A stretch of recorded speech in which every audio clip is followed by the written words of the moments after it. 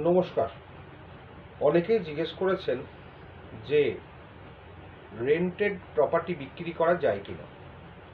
Rented property 100% বিক্রি করা যায়, তবে সাবজেক্ট টু টেনেন্সি বিক্রি করতে হয়।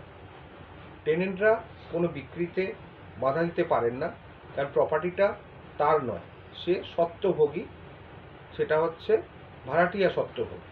কিন্তু ভাড়াটিয়া স্বত্বভোগী কোনোদিনই মালিক নয়।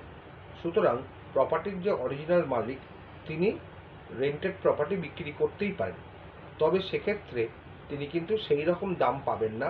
স্বাভাবিক, যেরকম পজিশন যদি খালি থাকে তার একরকম দাম হয়, টেনেন্ট সমেত বিক্রি করলে তার একরকম দাম হয় এবং দামটা অনেকটাই কমে যায়, যেহেতু পজিশন ল্যান্ডলর্ড ডাইরেক্ট দিতে পারছেন না।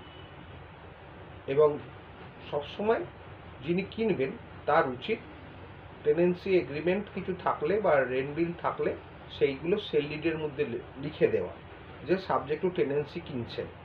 এতে ভবিষ্যতে আপনার সুবিধে হবে, কারণ আপনাকে যেটা করতে হবে, যদি আপনি ভাড়াটাকে উচ্ছেদ করতে চান তাহলে কিন্তু আপনার ক্ষেত্রে সেটা সোজা প্রমাণিত হবে এবং আপনাকে সেই সময় নোটিশ দিতে হবে যে এই বাড়িটা আমরা কিনেছি।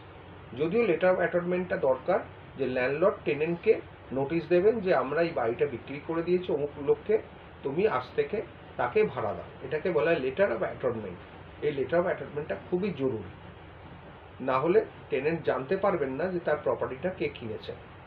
সেক্ষেত্রে টেনেন্টকেও সতর্ক থাকতে হবে। যদি সেই প্রপার্টিটা বিক্রি হয় তাহলে টেনেন্টও সার্চ করে, রেজিস্ট্রি অফিসে সার্চ করে দেখতে পারেন কে কিনেছেন, এবং সেক্ষেত্রে তাকে মানি অর্ডার পাঠাতে হবে অথবা শুধু হাতে ভাড়া দিতে হবে। যদি ভাড়া না নেয় নতুন ল্যান্ডলর্ড বা নতুন পারচেজার, তাহলে তার এগেনস্টে মানি অর্ডার করতে হবে।